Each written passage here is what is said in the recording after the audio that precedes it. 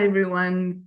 Good evening and welcome to this month's conservation webinar.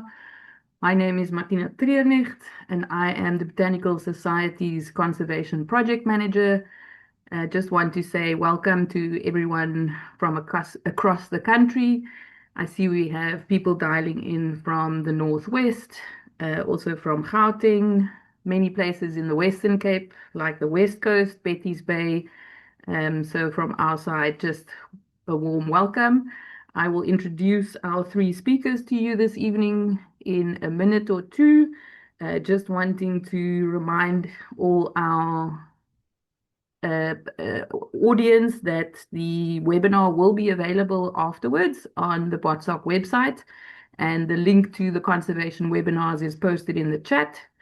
Then also it's available for a sort of a recap on the YouTube channel.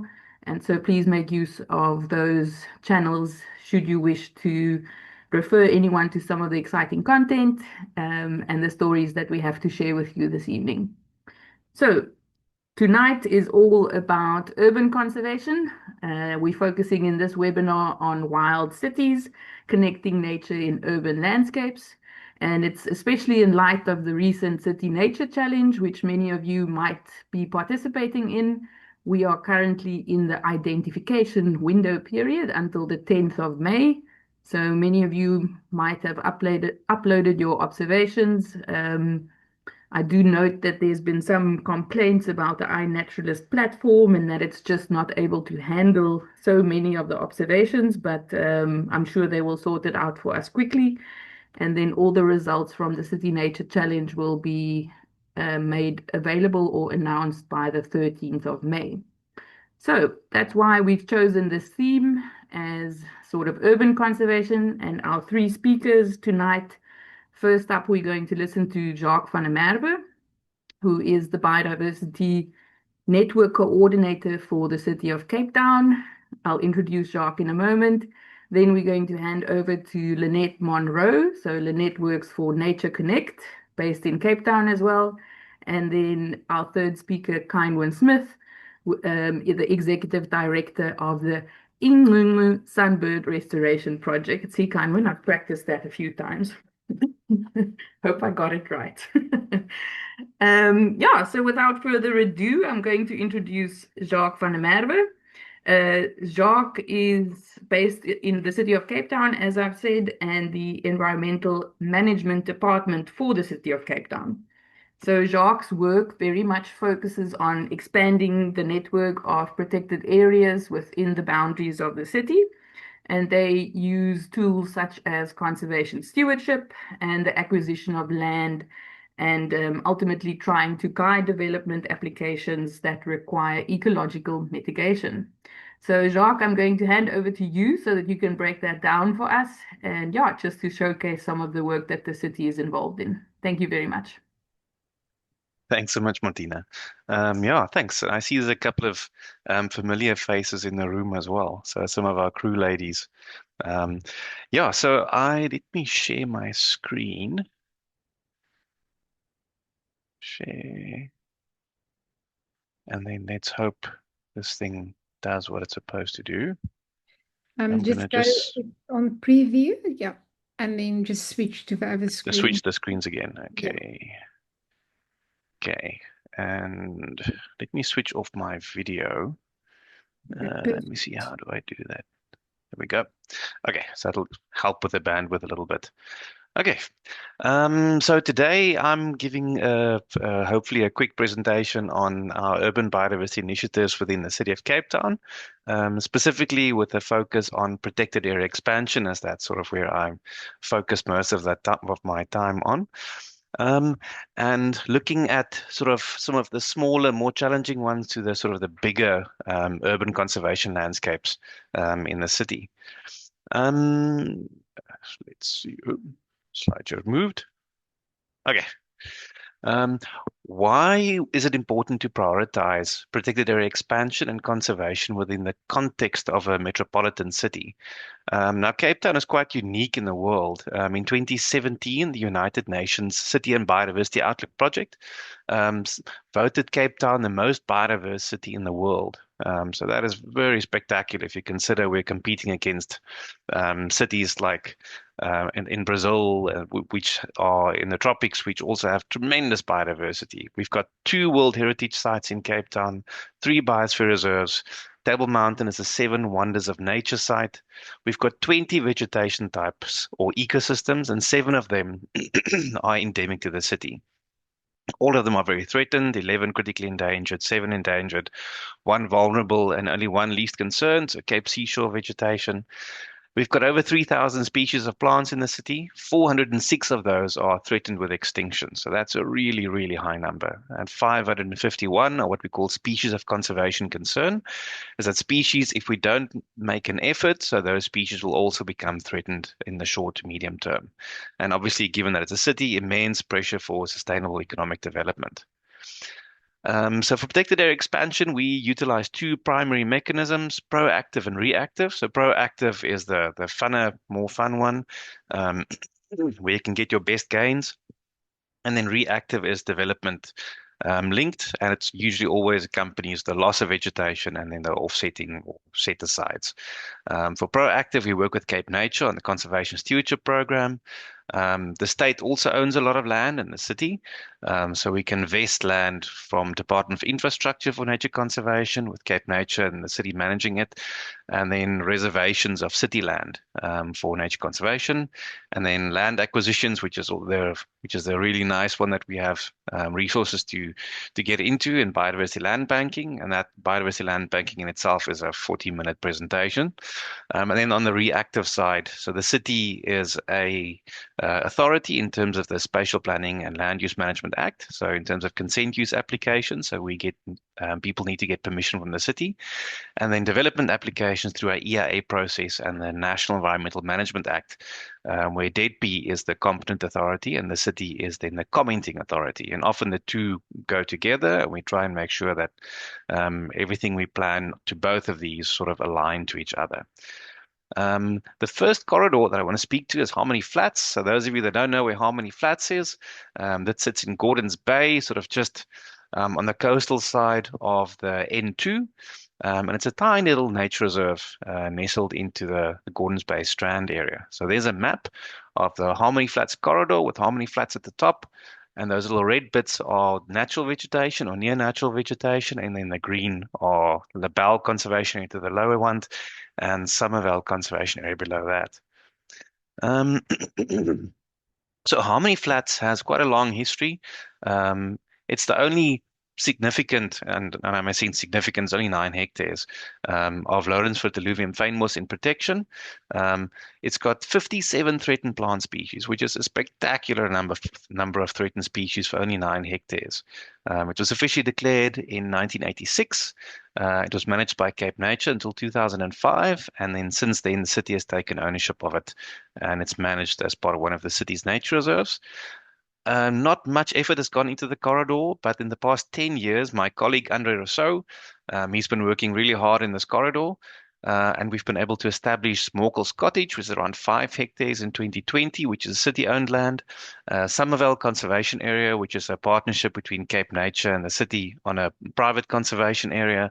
Labelle is also one of Andre's private conservation areas established in the area. And then we're working with our colleagues at Parks and Recreation to have the Onse Jan Conservation Area, which is also Lawrenceford alluvium, just outside of the previous picture. And the most exciting news at the moment is we are very, very, very far in acquiring one of those red blocks right next to Harmony Flats. So that's, I can't tell you which one yet. And then we've got additional negotiations. There's 2 housing estates, so Crystal Creek and La Provence, which will also have conservation areas attached to it. And then one of the big other construction projects is the Environmental Education Center, which has been coming along for a very long time. And it's finally looking as if we're going to make some progress there.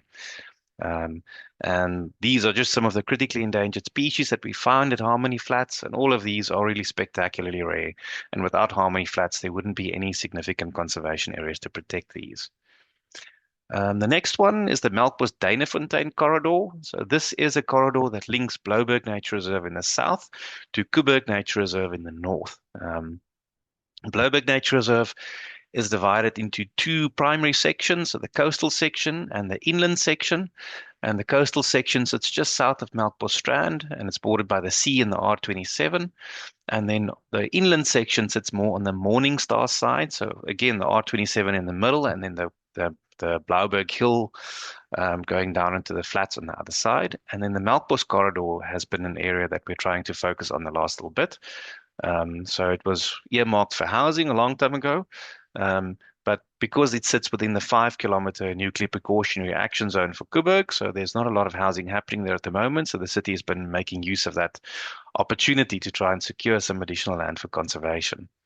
What's interesting is Blouberg actually doesn't come from a pure conservation background. It's actually a heritage site. It's the Battle of Blouberg site. The 1906 battle was fought at the Battle of Blouberg, or was fought at Blouberg Nature Reserve on the flats there. And the coastal section contains numerous middens and artifacts, human artifacts dating back 15,000 years.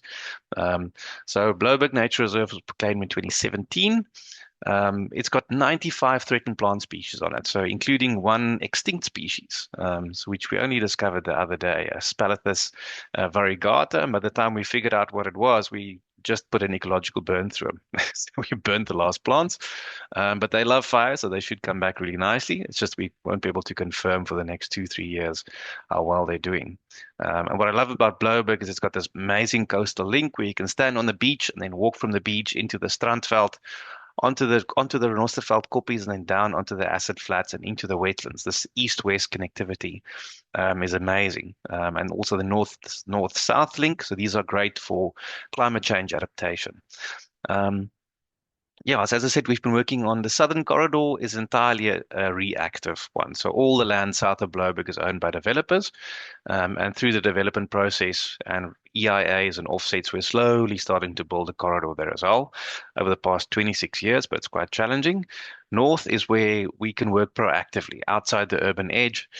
We can implement the full suite of things to get areas under protection, conservation stewardship, preservations of city-owned land and public works land. It's now Department of Agriculture, and then land acquisition. So we've been able to buy a few properties in that corridor to link to the north. And then Blouberg has been a WESA Green Coast status since 2018.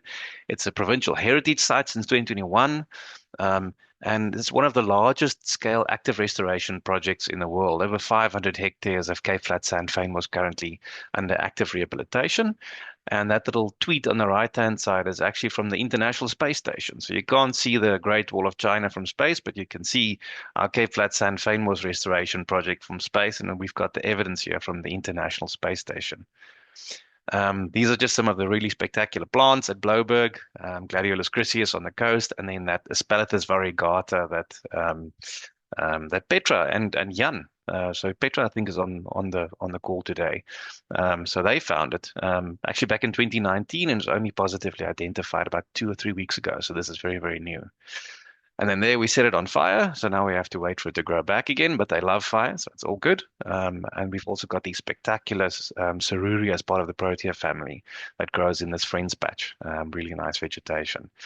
And then next, the Dussenberg Coastal Catchment Partnership. So that's a little bit more to the north of the city, sort of Atlantis, Marmara, heading up almost towards the Darling side of things. This is a large landscape scale initiative, so it doesn't quite fit into what we would typically consider urban conservation, but this sits right in the development, the future development for the city. So you can make a lot more progress by working ahead of development rather than waiting for the development to catch up. And this nature reserve is now quite extensive. So the conservation value, so because it's such a large area, you have a nice assemblage of different vegetation types. You've got Renosterveld on the koppies, so granite Renosterveld, shale Renosterveld in the flats, and silkreed in between. We've got a big stands of Atlantis sand fynbos, some of the best remaining examples of that remaining in the world. And we've also got this tongue of Cape Flats dune strandveld coming in from the coast towards Atlantis and the dunes, and then all the azonal vegetation types in between. So over 1,200 species of plants recorded, 219 are threatened in this really tiny area, and over 30 are critically endangered and really local specialists. History, Riverlands Nature Reserve established in 1998, Koeberg Nature Reserve established in 1991, and then not much has happened thereafter.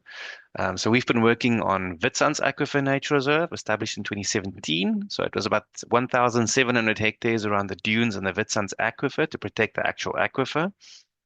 And then since 2014, we've been buying up land in the area. So we've managed to acquire 23 adjoining properties to expand the nature reserve by another 2,000 hectares.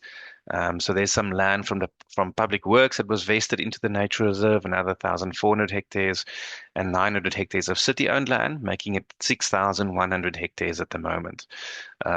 And then Cape Nature's Hansekral section was also added in 2013, another 6,600 hectares, which means that if you're working in the DCCP, you've got 18,100 hectares of lowlands fynbos now protected.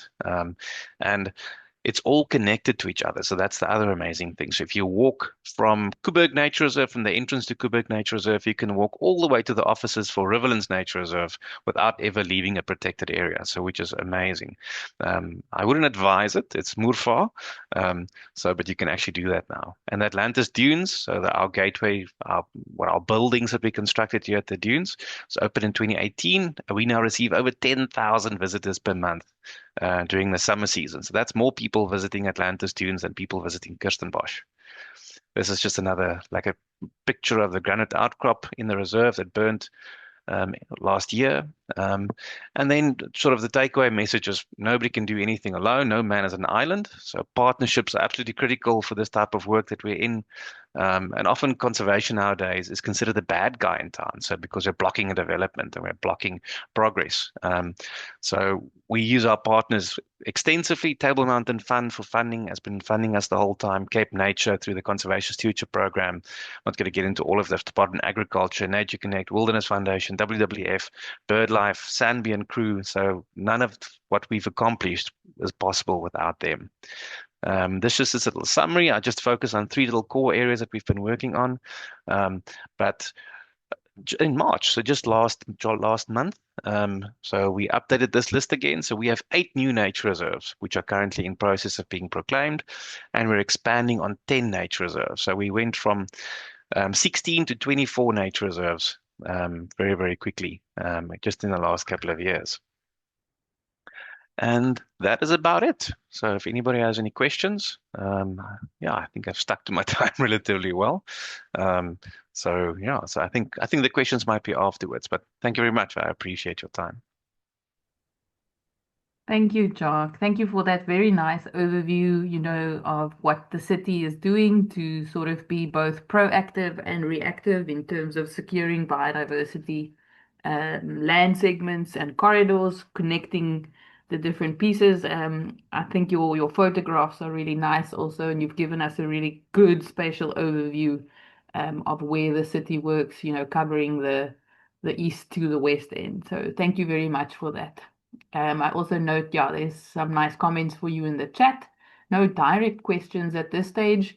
Maybe just one quick one from my side, Jacques. If you could just, on one of your first slides, you referred to 2 bodies of legislation. Under the reactive note, you had this SPLUMA,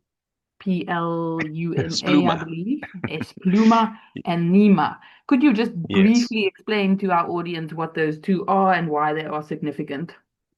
Yeah, so SPLUMA is the Spatial Planning and Land Use Management Act, so which allows municipalities to zone land for certain types of land uses and enforce legislation to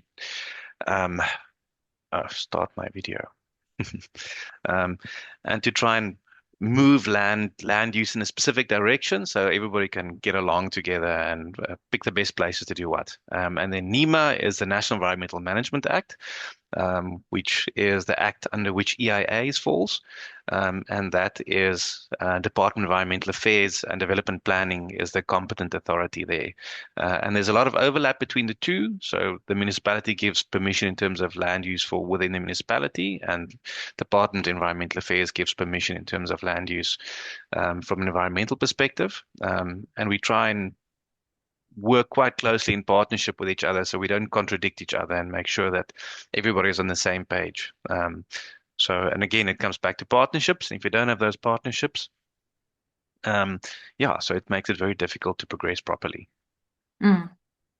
Thanks for that, Jacques. Yeah, I think it's just always interesting for people to note the sort of national or the legislative structures that you also need to work with as a government department. So thank you very much. I'm going to just keep us to time, and I'm going to hand over to our next speaker, Lynette Munroe. So Lynette is hi Lynette. Lynette is the Nature Care Fund lead at NatureConnect based in Cape Town. Lynette has a background in botany and environmental management, and she's shifted a little bit towards leading initiatives that build partnerships. So Lynette is all about making friends, raising environmental awareness, and securing long-term financing for biodiversity protection. Thank you, Lynette. We look forward to what you have to share with us and the work that you're involved with at NatureConnect. Sure. Thanks so much. Such a pleasure to be here. Yes, we are celebrating 25 years of connecting people to nature and hopefully changing lives through nature. And this is why the little pockets, even if they're small, of functional nature in urban environments are so precious, because how else do people connect at all? And the heartbeat of our organization is that environmental education component. However, let's see if I can, I'm not able to shift. There we go. I'm not here to talk about that. I'm here to talk about the money, which no one taught me when I was back at varsity, and I learned rather late in the day that this is so incredibly critical for anything we do. So I unashamedly used AI to talk to me about the money for conservation, and it created this, I suppose, not too terrible visual, which shows us that apparently there's 124 billion US available to do conservation in the world. But there's this big shortfall comparing to the 900 odd billion that we need to take care of nature globally. The image at the bottom was based on one article which spelt incorrectly. 4.5 billion apparently is available in South Africa currently for conservation. That sounds like a nice big number, but apparently we need 15 billion. So don't trust AI is basically my suggestion to anyone out there listening. But I couldn't help slip this in, Martina, because here's where I think there's hope coming, and it's not here yet, but I was at a conference where Cormac Cullinan spoke, and I studied nature because I wasn't really passionate about humans, or I didn't think I was, because they're so complicated. But maybe the future for getting money for nature is when we turn nature into, or give it some human rights. And that is definitely coming. And maybe we can have a webinar at some stage where you invite someone like Cormac to talk to us about rights for nature, and where, granting legal rights to nature will shift economics, treating ecosystems as stakeholders. And as soon as you give them stakeholder rights like humans, well, then there's opportunity for us to make some money out of the whole thing. So I popped that in just out of interest, because for me, that is definitely a mechanism that will be used in the future to get funds for nature. But that's not what I can talk about. I know very little about it.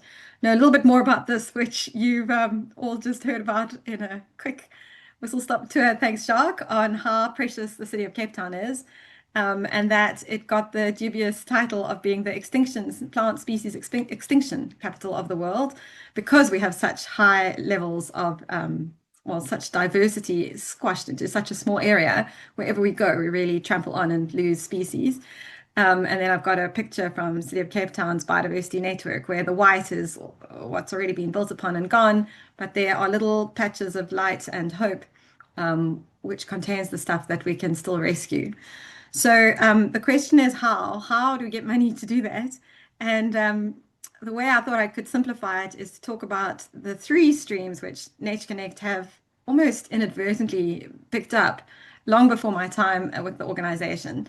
And there are three kind of routes.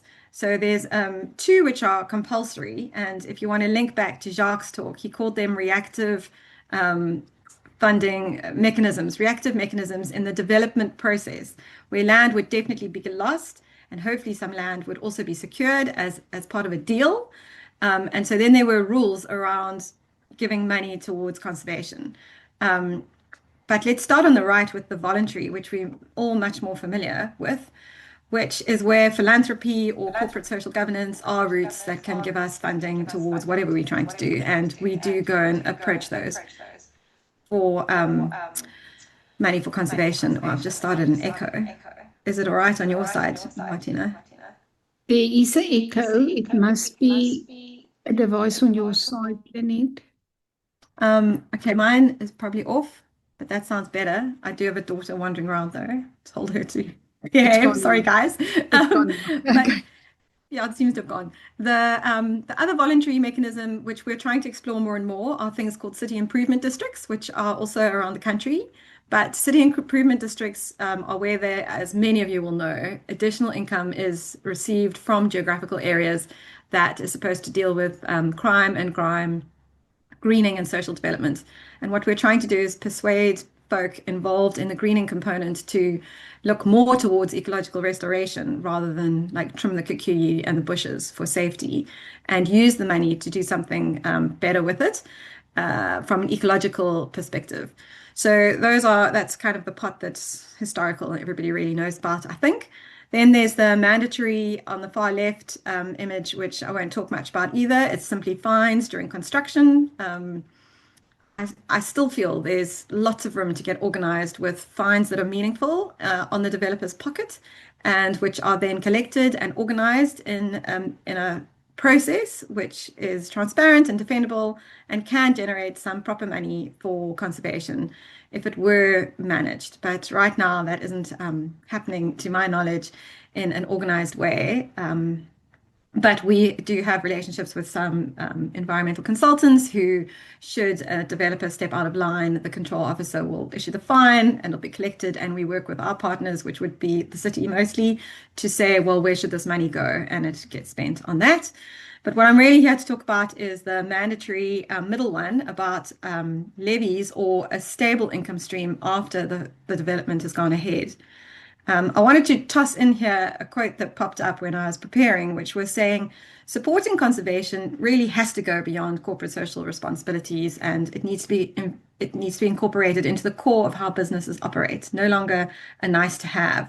And I think we are living in that generation, which is starting to appreciate that, which is a good thing.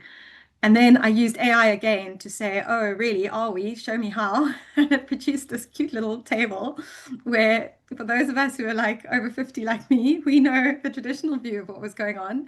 And we're probably really struggling running to keep up with the change that's going on with respect to now incorporating the costs and the risks of environmental issues in businesses. And you will see there all sorts of things that we can all learn more about, and which are developing at a rapid rate and are very encouraging. Amongst it all is the need to upskill conservation scientists in financial literacy, which for me was something also I didn't study because I didn't think I liked money, but now I'm in the thick of it because it definitely, without it, we can't do a lot for conservation. Okay, so here's what is a mechanism that our organization has used for around 15, 20 years, really successfully on just a very few number of sites, but which I'm advocating with much enthusiasm, and which anyone else can also advocate for as policy has shifted to help us. And all that's going on is very simple. It's there in red. You make funding for ongoing conservation mandatory as part of the deal in a development approval. So as Jacques was saying, there will be a delegated authority who has responsibility to say yay or nay to a development proposal. And you make friends with the environmental practitioner who is working hard with the developer to mitigate risks against the environment. And you slide in that one of the ways in which he can reduce his impact would be to ideally not build in such a dense fashion and voluntarily keep some of the area he owns set aside for conservation. That would be first prize. Otherwise, Mr. Developer wants to go as dense as he possibly can, and then lovely friends in the city and in Cape Nature or wherever will say, no, you can do that then, but you're going to have to do some kind of compensation somewhere else and secure land somewhere else, which is that whole offset idea. So I just popped in there a picture to give you a visual of what happened at Kenilworth Racecourse in the early 2000s. And there were 52 hectares set aside for conservation, whilst the developer was given permission to build on 16 hectares around the edge of the racing track. And that has generated, through the properties that have been built, those individual property owners have a mandatory amount they have to pay per month into a pot, which goes towards funding the conservation of that area that was set aside. Okay, so now as soon as you do that, you get people in the mix because they're funding it. So I've got a little diagram that really shows that you've got homeowners who are making a contribution, and they're held together through some sort of association. Oh, and just to step back and say this really only works when you are doing estates, but many developers these days are building in big estates, and we actually, as South Africa, one of the leading countries in number of estates that are being built per year. So that sets it up nicely because you've got someone collecting levies, and what has to be written into the constitution is if you're going to buy a house in this estate, you've got to make a very small portion. It's like not even a cappuccino a month, but that amount gets set aside and gathered and given to, in our case, NatureConnect, and we use those funds to employ a conservation manager. You can see the governing structures are the homeowner constitution on the one side, where it's mandatory they pay, and then an environmental management plan on the other, which says this is what must be done. But the little committee in the middle of really oversight of the spend would be made up of those who are responsible for the spend, which would be the landowner. Sometimes it's a government agency, sometimes it's private, but it would be them, and it would be well, NatureConnect as playing the role of conservation and what needs to be done on the land. Okay, so it's not that complicated, and we've got these are the three sites I was referring to. Although Kenilworth Racecourse is one, Milnerton Racecourse another, they've been around doing this and funding conservation for 14, 15, 16 years.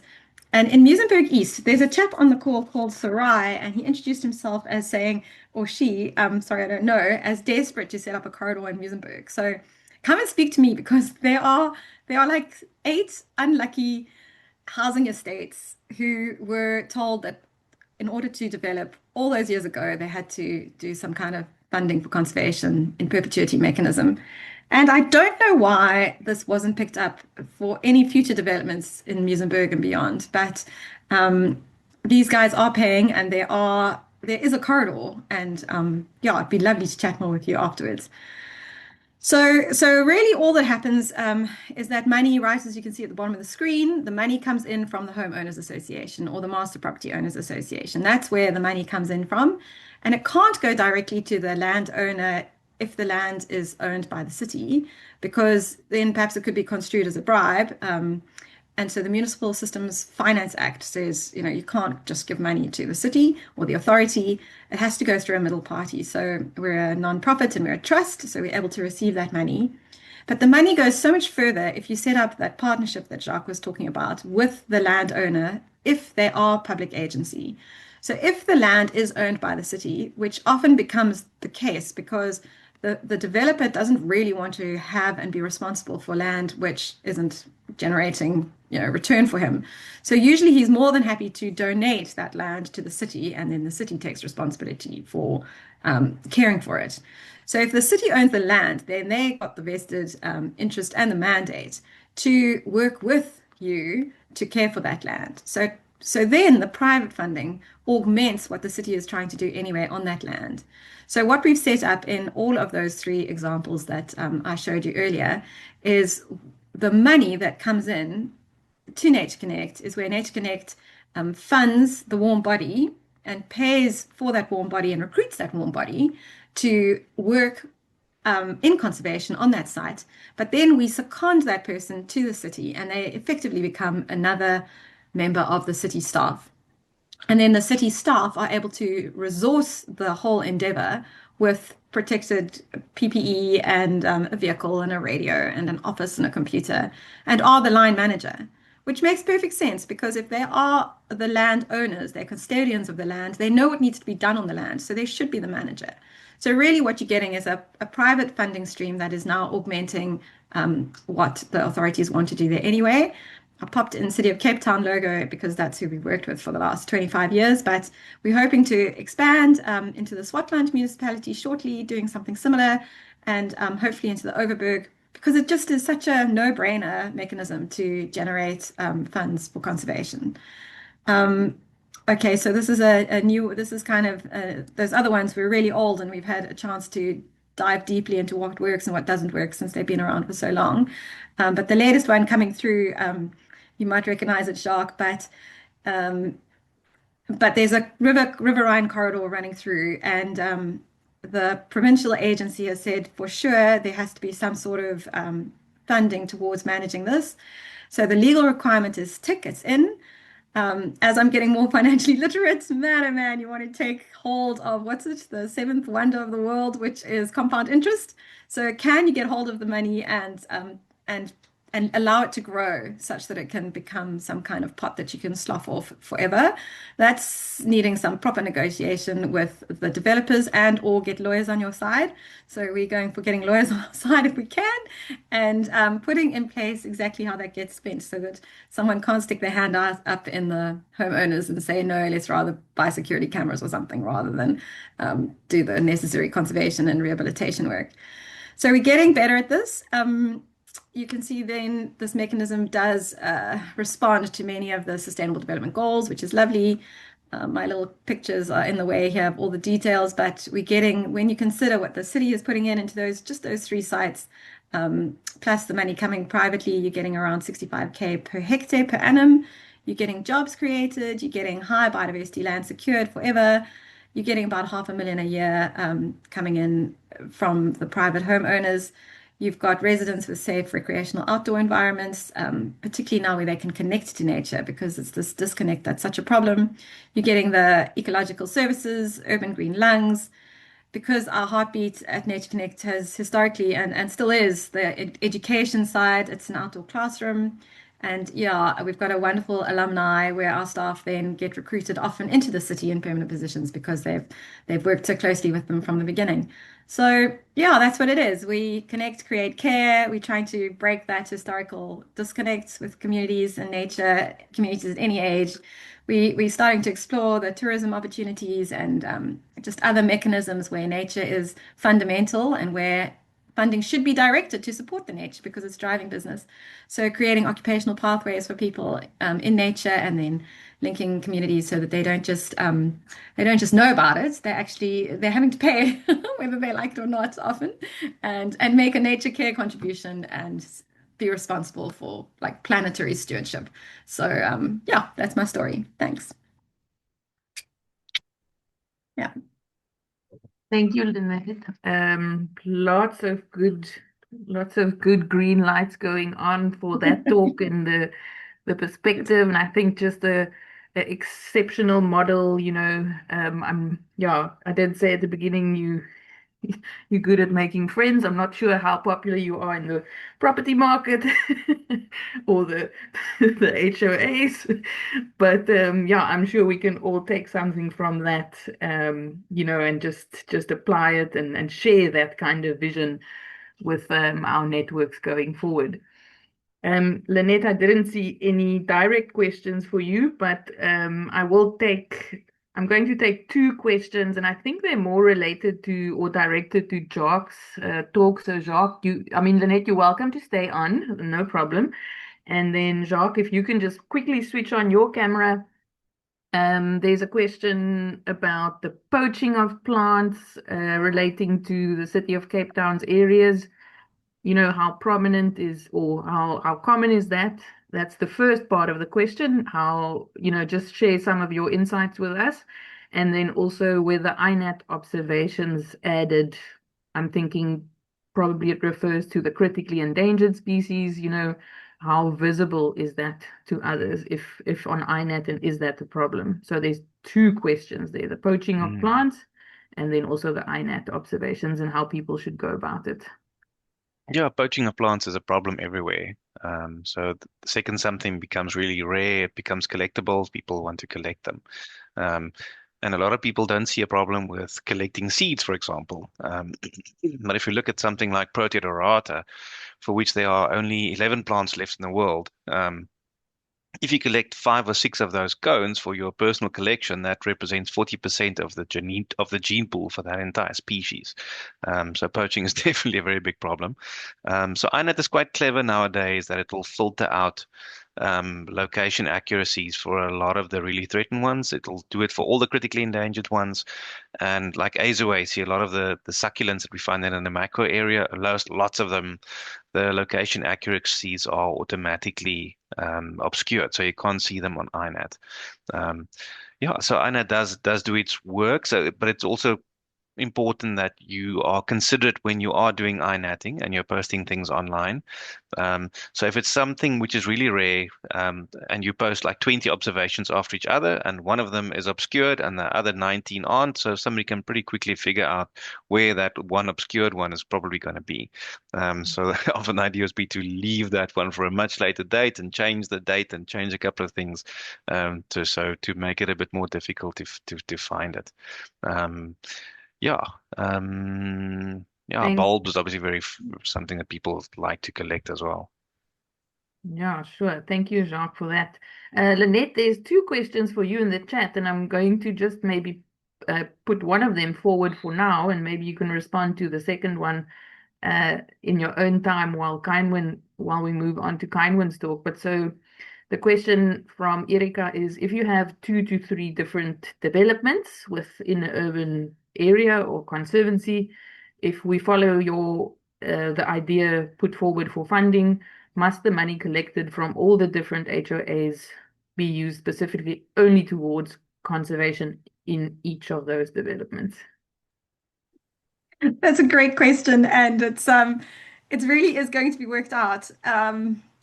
There's lots of nuances in all of these, and like none are exactly the same yet. But specifically talking around how the money gets spent is interesting, and we're busy hammering out like principles around how it should be spent, particularly because with restoration, it's always very expensive in the beginning, and then it should drop off after, say, 30 years, and then money should keep rolling in. So what happens with that money? So, my heartbeat is that the next generation needs to know, needs to care. So I'm trying very hard to direct it towards long-term the education component.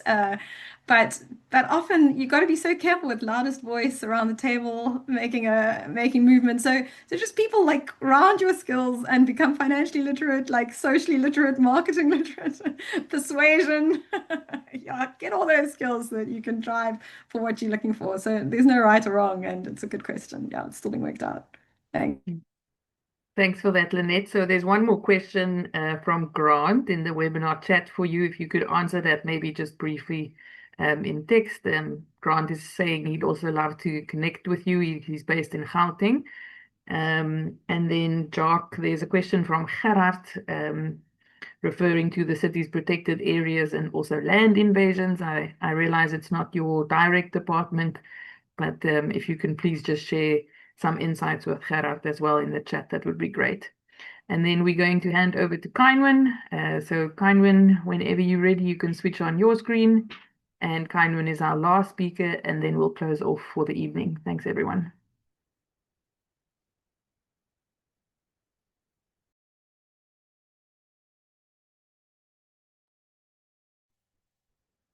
Thank you, Martina. And thank you to Lynette and Jacques. Wow, wonderful to have that as an introduction. Just give me one moment. So we're seeing your yes, sort of I see that. Sorry. Yeah, no problem. Okay. There we go. Yeah, so wonderful to have a very broad introduction to what I'll be speaking to you about tonight, which is creating stepping stone corridors. And Incungcu, Sunbird Restoration, the organization that I run as the executive director, is a very small actor in the conservation space, in the community conservation and education space. And our focus is connecting plants, birds, and people. Incungcu, the name, is isiXhosa for a bird with a long beak, or a sunbird. And it was also used to refer to royalty. So tonight, I'll just share briefly the vision and mission and focus of Incungcu, and then show a short video about our Eco Club program.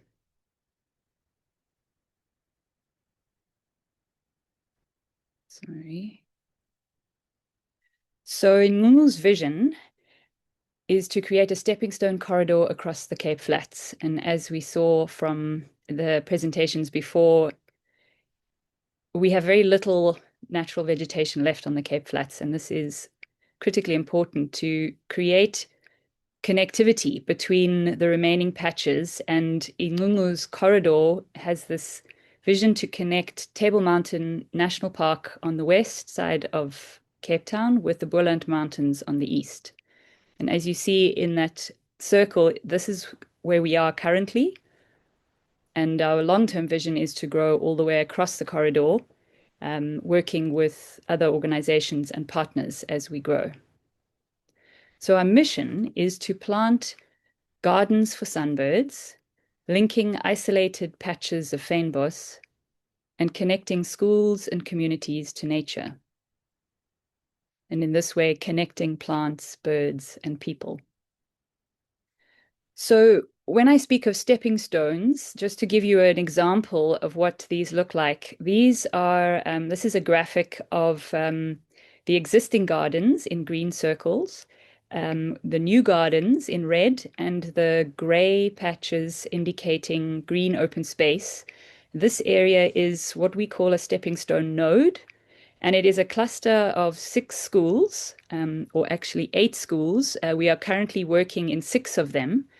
And this is an approach that we are piloting here in Cape Town as a way of not only connecting natural spaces, these are all within about 2 kilometers, a 2-kilometer radius, but also to connect the communities of schools. So these both act as a stepping stone corridor for birds moving through the urban landscape and creating accessibility to green spaces, the natural spaces that they can move between and pollinate the fynbos species. But it also is an opportunity for the schools in the area to connect and share ideas and resources and connect around the garden space.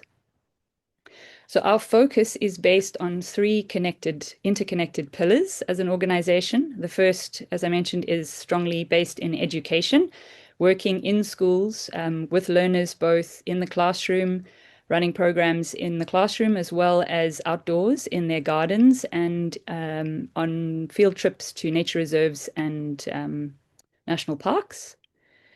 It is focusing on rehabilitation, and these are planting actively at schools. Here you see 2 photographs of Crestway High School, a fairly new school and one that we were involved with from the beginning, but this is their new location in retreat, and it is the center of our stepping stone node that I showed you in a previous slide. That is the first picture in June 2023, and 3 years later in April this year, that the garden has been established. And this garden is growing almost to, I think we're almost at about 800 square meters. So small in comparison to the size of hectares that Jacques was referring to, but we feel these are critical small stepping stones to connect these bigger spaces. And finally, the third pillar is research. And this is the foundation of Incungcu.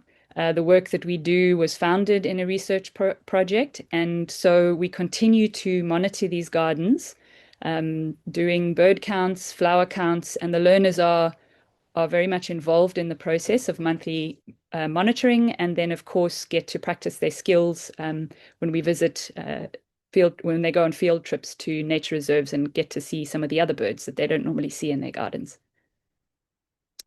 And of course, we're no island. As a small organization, we are very dependent on our partnerships. So these 3 pillars are strengthened by and sustained by the strong partnerships with organizations that we work with. And these are just a handful of very important players in our work. So I will hand over to Madeleine to show you the short film, to give you an idea of some of the activities that are involved in the work that we do at the schools.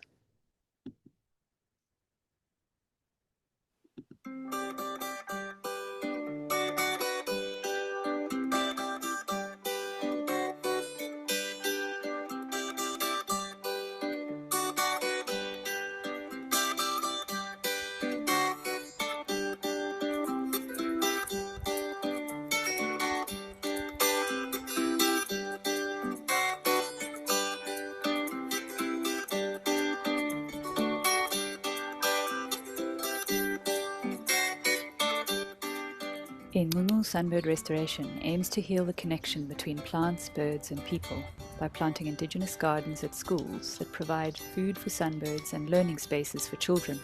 It grew from research project to established non-profit, driven by the vision to create a stepping stone corridor across the Cape Flats, providing filling stations for sunbirds and safe outdoor learning spaces for generations of children to come. Through Incungcu's Eco Club program, learners are involved in all aspects of creating their school garden, planting indigenous species that attract sunbirds, provide diverse habitat for wildlife, and have a wide range of medicinal and cultural properties. I like that being able to come out here and plant, because there's so many beautiful flowers we get to plant, and all of them is so diverse in species, purposes, everything. Garden preparations begin months before the winter planting, with learners loosening the soil, mapping out and preparing the beds, and mulching to ensure the soil is kept cool during the hot Cape Town summer. The physical work builds a strong connection with the garden and a deeper appreciation for the effort that is required to create these beautiful spaces.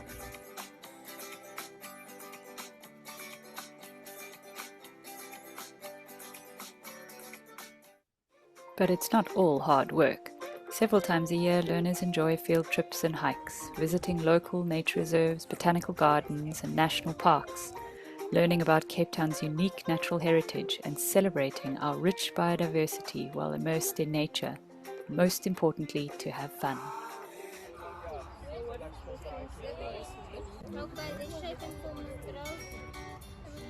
Through the Eco Club program, Incungcu is providing hands-on learning, inspiring curiosity and care, and nurturing the next generation of biodiversity custodians.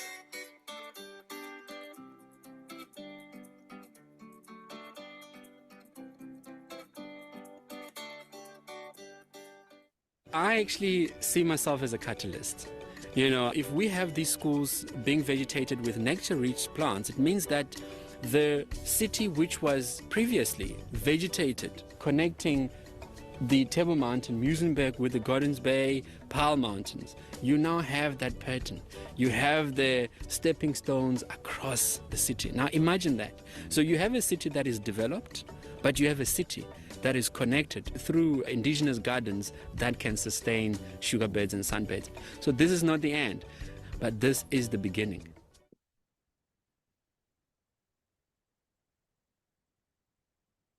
Incungcu's long-term monitoring and ongoing research spans more than 10 years and shows that these gardens are successfully bringing back the birds to the urban landscape, with sunbirds appearing in newly established gardens within a year of planting. Current research is tracking the movement of birds between the gardens and nearby nature reserves. Data loggers linked to bird feeders are installed in the gardens to pick up the barcoded leg ring as the bird lands on the perch. By mapping the movement of birds between these gardens, we can better understand the role that these stepping stones play within the urban landscape. As the habitat of the garden develops and species richness increases, other species are also attracted to these sanctuaries. finding food and making a home in the gardens, which are like islands within the harsh urban environment. The biggest impact we're seeing is on the learners. Through these activities and interactions, we are changing the way they see the world. While they may not all become ecologists or conservationists, we are planting seeds of curiosity and care that will shape whatever future they choose to follow. I've learned a lot about plants and animals that help with the plants that we plant, the importance of plants, because I didn't know basically when I started. I like this plant because when I came here first, it was the first plant Sir taught us about, and he showed us why it's important to nature and to sunbirds as well. We came here the other day to watch sunbirds actually feeding on the flowers, so how they use their beaks to get into the flower to get the pollen. I feel like I'm leaving a part of myself here since we're planting stuff, and it's like almost like leaving a little bit of history, you know. So we're making the school better for future Ceinwenians, so it's very nice also. I want to see one day when I'm old, all these into CoCT. I think the thing that stuck the most with me is conservation of land, and it made me more conscious about the things that I do. Doing this just like gave me a fresh perspective on the world, so yeah. I actually enjoy planting plants, learning about the plants that we plant here, and I actually feel curious every time I see a plant. Yeah, I'm like, what's the name of that plant? Because I really want to know about it.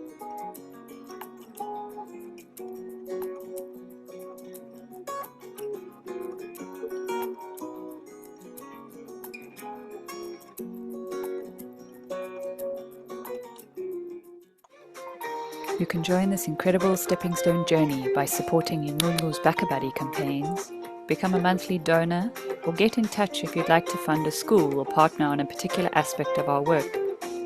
We are tax exempt and any donations within South Africa are tax deductible. We're a bit like sunbirds, always dashing about and busy outdoors, but we'd love to hear from you. Join our mailing list for quarterly updates and follow us on social media. We'll flit in for an update every now and then.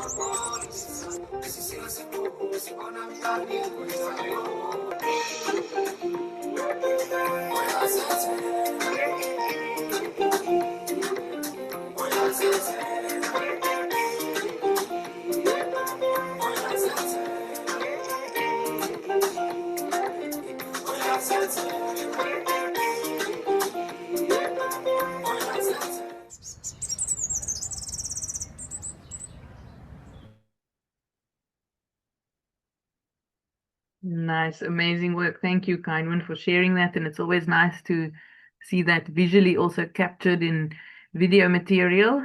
So congratulations on that impact. And yeah, I just want to say thank you very much to all our speakers for, emphasizing the people's component in their work today, speaking to partnerships, and just being connected and growing those connections in our network. It really is the only way that we can achieve great things in the conservation world. Ceinwen, there's one question, there's a comment, which I won't take you to or through in detail, but just testifying to the work that you've been involved with in Muizenberg. But Ray is asking whether there's any acoustic monitoring of birds in the stepping stones, and he's just expressing that would be a nice to have. I'm sure you might have some insights on that. So we don't have any acoustic monitoring as far as I'm aware in our stepping stones. Currently, we're looking more at the movement of individual birds, but I think it's definitely a very important aspect to bring in. It gives a much broader picture, rather, of what birds are moving through. The challenge is obviously the kind of equipment that we can place in the schools to monitor is limited in terms of what we can leave in the schools safely. But yeah, if there is interest, we are always interested in partnering with other institutions who have research projects or students. And so we have one student who's just about to start, and we have two others that are currently working with us. Craig, I see, is on the call. He's doing his PhD with us, and Moniba is the one doing the tracking sunbirds as they're moving between the gardens. Plenty of scope for expansion. So please do contact Ceinwen if anyone would like to get involved in those projects or gardens. It was also a great privilege for BOTSOC to partner with the Incungcu program recently in the last year with 3 of those gardens. And we're looking forward to hopefully growing that in future as well. So if Lynette and Jacques, if you're still able to put on your video, then we just like to thank you for your time, especially in an incredibly short week in between numerous public holidays, for being available and for sharing your work and your insights. We wishing you all an excellent evening. Hope you get to slow down and switch off a little bit over the long weekend. Tomorrow is Workers' Day in South Africa, so no work, only play. And yeah, just thank you from outside. Thank you, Madeleine and Vetlink, for hosting.